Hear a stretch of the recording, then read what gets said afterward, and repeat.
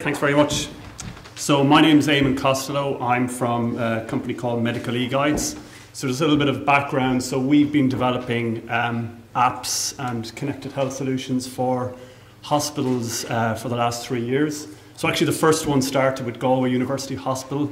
It was an antimicrobial prescribing app. So actually interesting, within those types of apps, we do have prescribing calculators built in also. So we have gone through rigorous testing. So it's kind of to catch on some of the points that were raised earlier. We've involved a lot of people with the testing and the development of these apps. More recently, we've started developing apps for doing clinical audits, so hand hygiene audits in hospitals. And most recently, we've started working with Beaumont Hospital on a patient app, which is what I'm here to talk about today. So following on from Emer's talk, it is in the area of medication adherence. So actually I do know that Pfizer report came from an EU research thing. So I've actually combined the EU and the US. So interestingly, there seems to be less deaths in the US, but more cost. So I don't know, I think they're making a lot of guesses, but they are from CDC and European Council research. We've also done a good bit of research, or academic research specifically, in the chronic condition we're working on, which is for kidney transplant. So within there, patients really have to take their medication for life. If they don't, the literature suggests they're 7 times more likely to lose their kidney transplant. And there's a lot of educational and other types of context specific to them barriers around the medication adherence. So our research found that the generic pill reminders didn't seem to be addressing the needs of kidney transplant patients. So we're an IT company, so I suppose we were smart enough to know we didn't know everything, but dumb enough that we needed to go and talk to other people. So we very much from the outset have talked to consultants, to nurses. So we've got a really good sponsor in Beaumont Hospital called Conall O'Shea. So he's been kind of championing what we're doing in the development of this solution. And we've also engaged with a hospital in the UK to kind of spread our design process. And throughout both of those hospitals, we're working with the patient charities. We've been interviewing a lot of patients in terms of their journey. So we've mapped out things like empathy maps, personas, user journeys. So very much to ensure that we capture the full requirements in terms of what's needed in this scenario. So a little bit more on the personas. So I document all the requirements for a set of developers. So rather than me saying, oh, here's what the app needs to do, what we've been doing is, so we design, so we've got John, age 50, he's a taxi driver, he's got 2 kids. So we map out everything that John does in his day-to-day life. And this comes from the research that we've done. So when I then go and chat to the developers and the user interface designers, I can point them to a persona and to a user journey. How would they use this app? So we've got about 6 or 7 of these different types of personas. And interestingly as well, another thing we found in our research is that the requirements for an mHealth solution for someone who had a kidney transplant maybe only a couple of months ago is very different to someone who had one maybe 12 months ago. The reason being is someone in the early stages post-kidney transplant feels very overwhelmed. Their medication changes very frequently, and they need a solution to stay on top of the exact dosing of their immunosuppression medication. The person who had a kidney transplant maybe 12, 18 months ago, their medication is very stable, but as a result, they tend to get a little bit complacent. So you need to give them a different type of solution. So for them, you need to motivate them on their health data. How can they monitor their kidney function? How can they monitor their blood pressure? So in our personas, in our user journeys, we've mapped out these different types of requirements as well. So it's really beneficial for us validating this with the patient groups, but it works fantastically well when we're speaking to developers and user interface designers. So what we've come up with is really a connected health solution that's going to have a number of components. So the first component we're building is a patient app.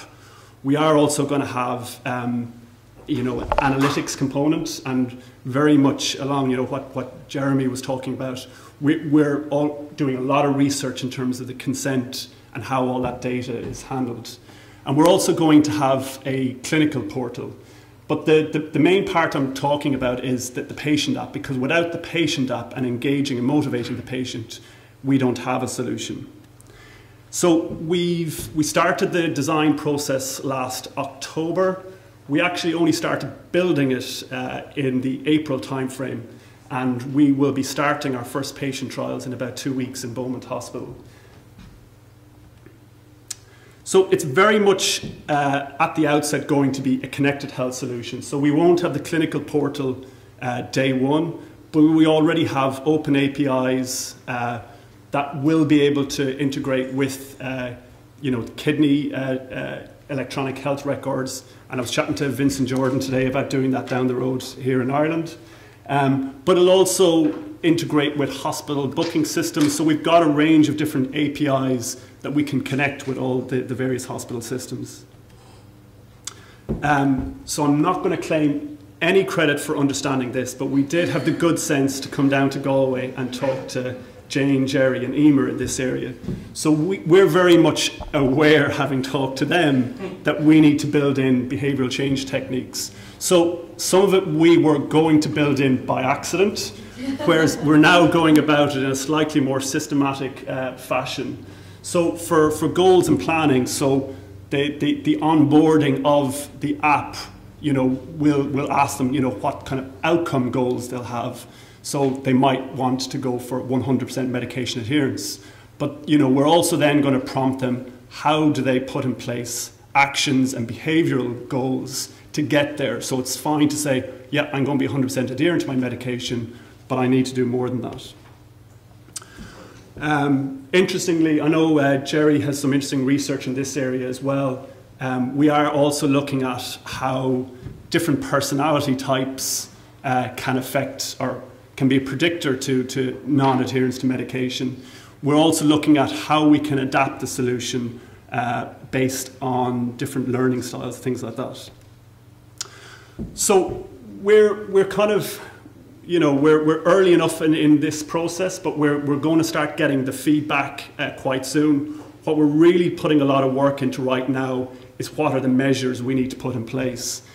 So we're putting in place and documenting what are the engagement metrics, what are the clinical metrics we need to put in place. And really, if there's people with experience in terms of how we can advance this further, I'd love to talk to them. A really good chat with Liam earlier on around their experience with the randomized control trials, and that's really where we want to go. We want to put in place kind of the best studies and the best trials, so as we prove or disprove the efficacy of this solution. Thank you.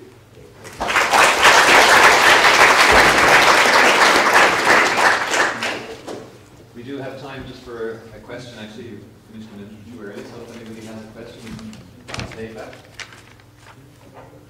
Yeah, my question is just interesting. Just wondering about interoperability with the Beaumont Hospital's current systems. What thinking, what consideration have you have that?